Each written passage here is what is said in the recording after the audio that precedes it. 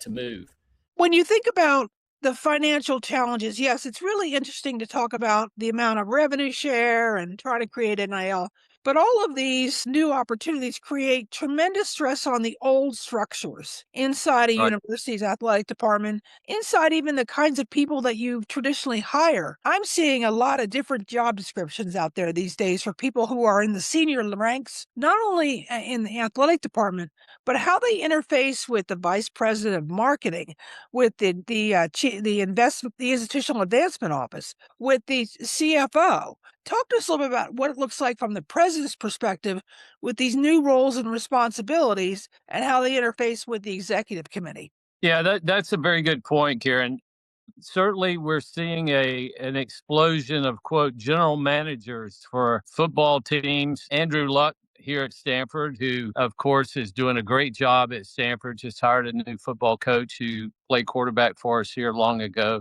But it's even going down to basketball teams, and I'm assuming for all sports. And so the question comes into a sharper focus about the donors, either the alums or even people who didn't attend the schools but have adopted the schools as being part of them and financially supporting them very well. They're torn now between how do I give to the medical school or the business school or the law school or to athletics? Yeah. And what does that mean for athletics? And how these NIL deals, if you'll remember, there was just a hint of when President Baker was at that conference that we hosted in DC 2 years ago, this committee that was going to evaluate all NIL deals going forward to that were over, I think, $600.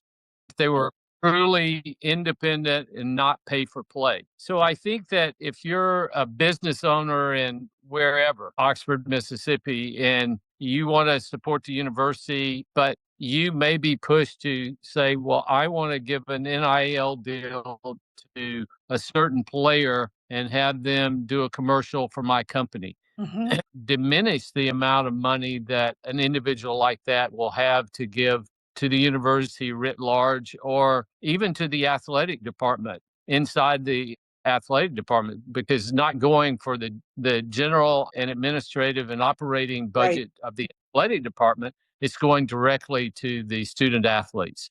So that's a new stressor that certainly the House settlement introduced into the equation. And people seem to be struggling with what's the best model. I was just talking with a VP of marketing at a D1 school the other day, and one of the things they were telling me was, where does our brand as a university begin, and where does the athletics department's wanting to monetize that brand, that logo, that all of that is right about the institution begin, and who shares that revenue and who gets what? Do you have any thoughts on that? Well, I think the brand is the university. Yeah. And, there we could go as we were chatting earlier about the whole transition of the schools out of the Pac-12 to the Big Ten and ACC and Big 12. Yeah. Um, there's also a long story about certain conferences and even individual schools thinking about partnering and taking investment from private equity groups. And Yes. that introduces another whole complexity into the equation. But the brand is the brand. The Block A is the brand, that people identify with the University of Arizona. And of course, every part of the university uses that brand, but there has to be somebody that sets the guidelines and the rules of engagement of how those brands are used. The cursive A for the University of Alabama. All of those things are complex. And it does require. I can remember raising money here at Stanford and saying, well, this person is particularly grateful to us for the heart surgery they did, and we want to ask them for money to support the Cardiovascular Institute, for instance. Well, the president and the senior leadership may have other ideas that donor may give, the Cardiovascular Institute X amount, but could give 10X to bigger things across the university. I think with fundraising and the challenges that every president and development officers have with fundraising, is you have to be attuned and listen very closely to what the donor's intentions are. Right. And so there are going to be a lot of people. I think the guy at Texas Tech, Cody Campbell, I think is Yes. his name. He very much has gone all in on I'm going to support Texas Tech athletics. Right. And it's not just football, even though he was a football player, famously, he was able to go and get our star pitcher here, softball pitcher at Stanford, and have her Solar come and Stanford. yeah, and have her come, and she was really good, and Texas Tech made it to the final game, It- the final series of the softball tournament. So these things are all complex, and I think every institution has their own culture and a way to work through them. But there clearly are a set of guiding principles that I think most universities would share when approaching these type of problems. Yeah, and I think what some schools are realizing right now is that, gosh, we never really had to think about this before, so we better start codifying where the lines get drawn, rather than just doing every individual decision on the fly. Right. Yeah, yeah. All right. So you mentioned Cody Campbell, and of course, for those who don't know, he's been very actively involved in the national discussion around college athletics, even trying to sponsor and pay for television ads for certain congressional actions that might be taken. I believe he was in the room a couple weeks ago when President Trump convened a ground table about the future of college sports. So he has opinions, but he's also the board chair at Texas Tech. And this brings my question to the involvement of trustees in some of these not only on campus decisions, they are fiduciaries, but off campus conversations and even public stances that may or may not align with what the university does. How do you navigate that as a president?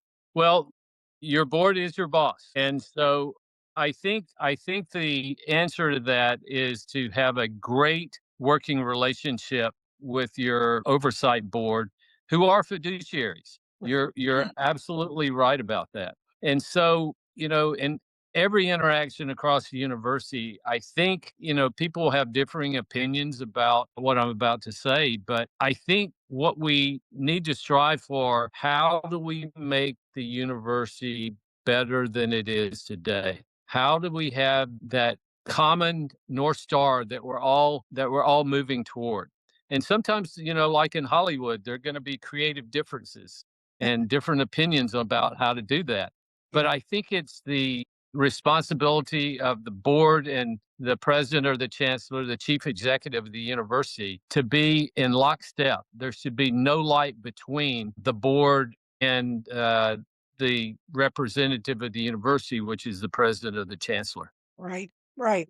Okay, so how do you get there? In this crazy upside down world, I've had conversations with different presidents who believe that most of their board is on board, and then something happens or a board member changes, and all of a sudden the dynamic shifts in the room. I'm sure that's happened to you once or twice. So how do you navigate that? Again, I think it's having a good working relationship with your governing board, your bosses. And going back to that raison d'etre, we're all about what's best for the university.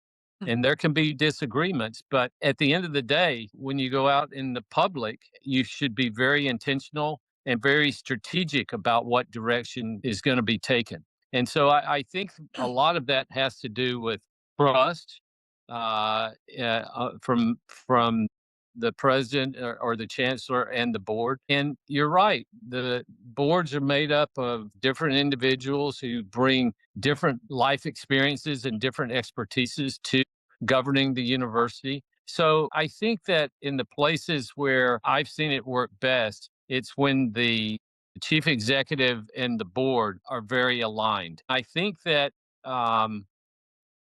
fortunately or unfortunately, some of these examples we have, case studies we have about how it can go well and how it can go not as well have played out. So I think, Mhm. maintaining the reputation and the brand of the university should be the most important driving factor in any of these decisions. Prior to your presidency at Arizona, you were both the CEO of the University of Houston's Medical Center. Is that right? Do I have that title correct? Well, it's called the Texas Medical Center, which is a collection of 58 different institutions. Okay. Your viewers would know some of the big brands: MD Anderson Cancer Center, Baylor College of Medicine, Texas Children's Hospital, the largest children's hospital in the world. So, yeah, I was there in Houston for almost 5 years in that role. That's what I remembered. And then prior to that, you were a dean at Stanford's Medical School, correct? No, Nope. I was the chair of the Department of Cardiothoracic Surgery and the founding director of the Stanford Cardiovascular Institute. Okay. Okay. Well, that's the dean of the medical school in my mind, but Not even close. close. Okay. One of the things that, and you mentioned it earlier, is this idea of private equity or LLCs or all of these different, some people call them sidecars, for creating a business structure around all of these new changes in athletics. Have you encountered a medical entity that does this kind of thing? And are there any parallels to what you see athletics might want to do? Well, I think there are different facets of life. These can happen, but there are some even before the current era we're in. There are some universities, and I'm thinking about University of Florida, who basically formed a 501(c)(3) and moved athletics outside of the university. I'm not sure how that's going at this point, but maybe Florida State had thought about it, and Florida State was one of the earlier ones to think about private equity investment. Right. I'm Yeah. not aware of any that have gone very far down that pathway. I know that, there have been discussions not only at individual universities, but conferences as That's right. well. That's And right. so it's always difficult in getting back to that brand and reputation. Mhm. Who owns that brand? And I think the university needs to be in control of it. But oftentimes, if you have let's use a startup company as an example, and you take money from a private equity or a venture capital group or even a strategic corporate investor, they'll want seats on the board to Yes. have a say so in how things go. And so that gets back to your question about, the governing body of the university. And now, if they're private universities, those are usually self-perpetuating boards. If it's public universities, there are different ways that either trustees or regents are appointed to those boards, either by the governor or by a combination of the governor and the legislature. So to have a private equity partner or a venture capital partner be on that governing board, that causes a lot of complications. I would think so. I would think so. Yes. Conversely, some of these companies that I'm seeing being set up or the way they're being proposed is that they will have their own board with only one representative from the university, probably the athletic director. How'd Right. that go? How do you do that?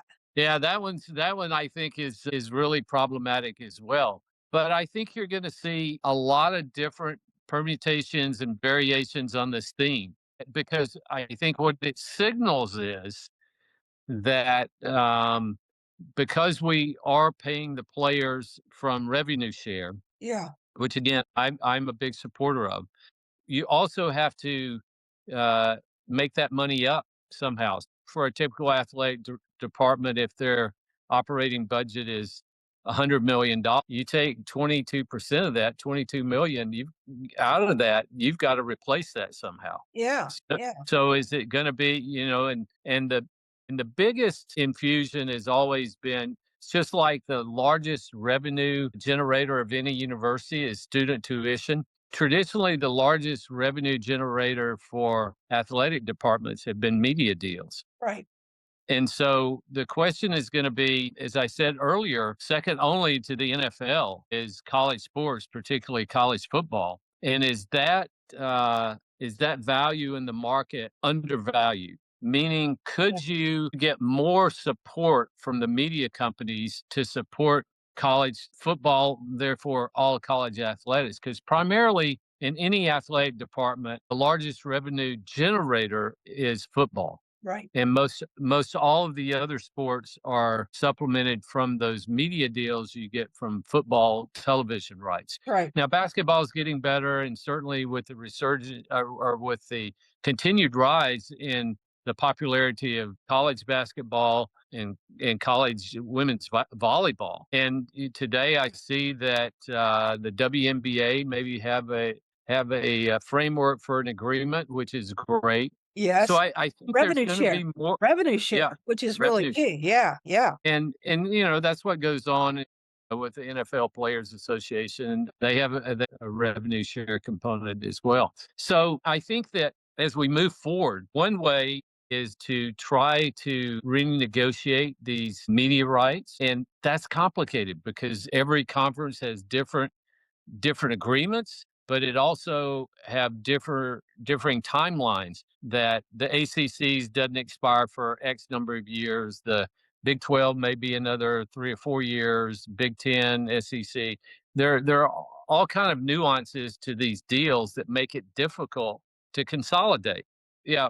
One of the things, of course, that historically allowed the AFC and NFC to come together was the antitrust exemption given by Congress. Right. And so there's a lot of activity going on around could college athletics get an antitrust exemption so that everyone could negotiate together? I think with the current political environment, that's probably not likely in the near term. But I think that's going to be a really big key as we go forward 3, 5, 10 years down the line Yeah. to help give some relief to this issue that we're all talking about so much. Put your hat on, looking forward, and saying, okay, if we get closer to an antitrust exemption, does that exclude then any players as employees or collective bargaining? Is that part of the deal, or that you see them as separate things? I think they're separate, but I think it all ties together. Yeah.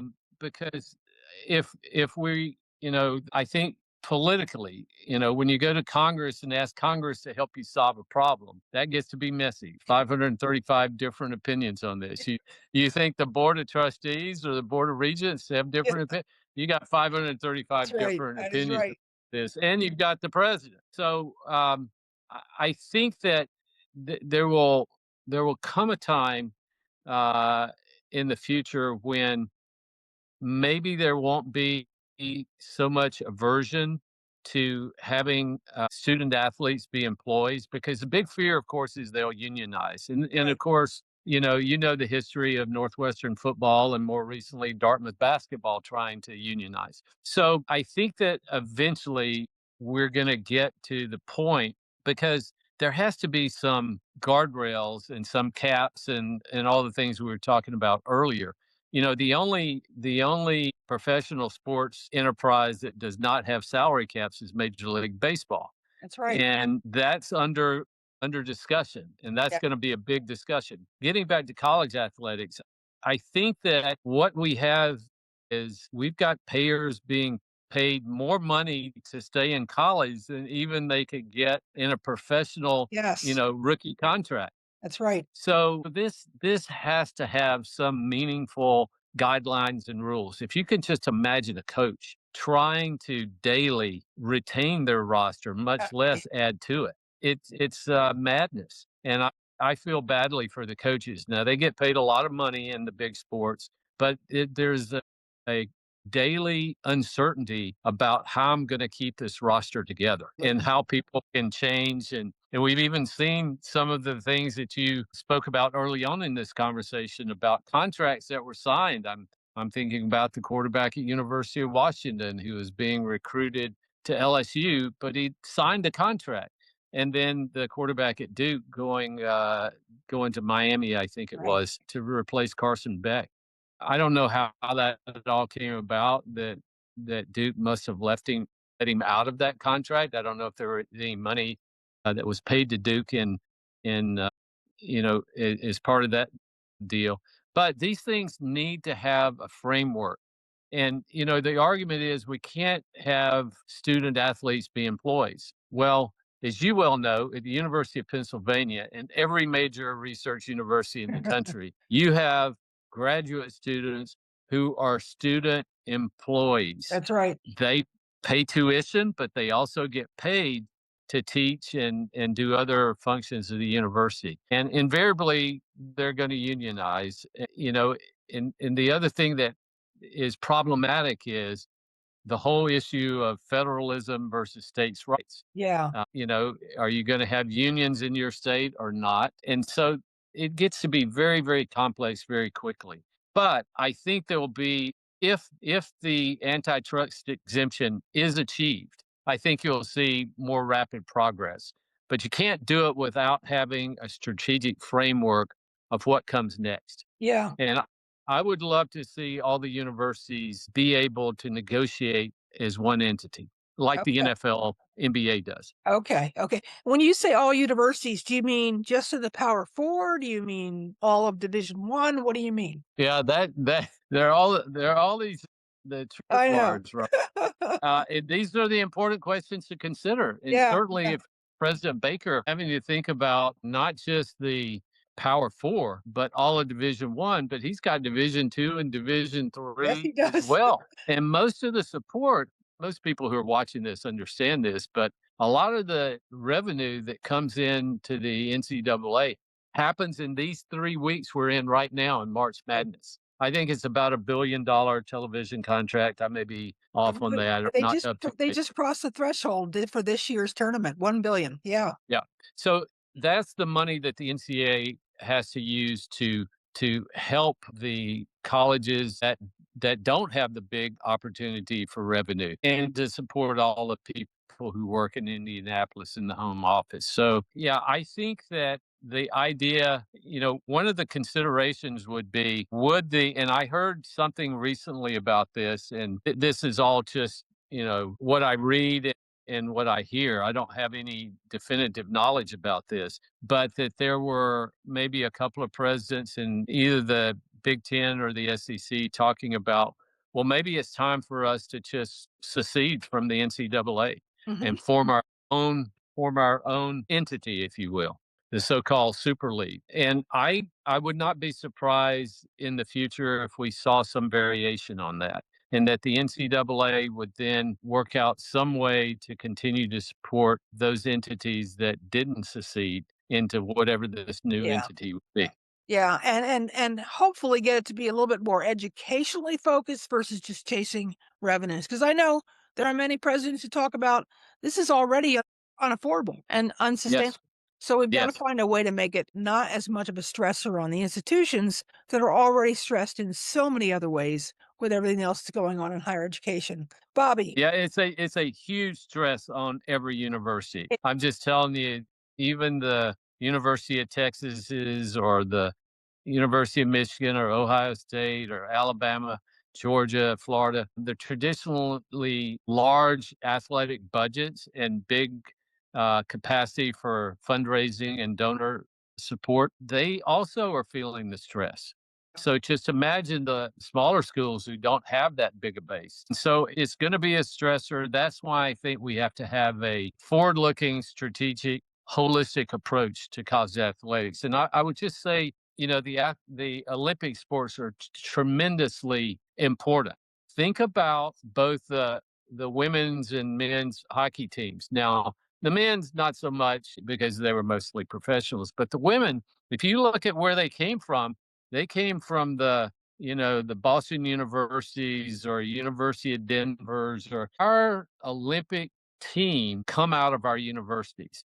right, Whereas most every other country in the world, they're funded by the government. We do not get that funding from our that's right. government to That's right. support Olympic sports. I think there's a real question about that sustainability and asking football to carry the burden for all of that, college football. Maybe we ask other forms of football, hello, I'm looking at you, NFL, to help us Yeah. subsidize some of this because we are the feeder system for the NFL. So, maybe they ought to have more of a responsibility in that. Bobby, thank you so much for your time today. I'm really Of grateful for your course. insight and your willingness to share, how you see it from the chair at a large, very influential university in this country. I appreciate it.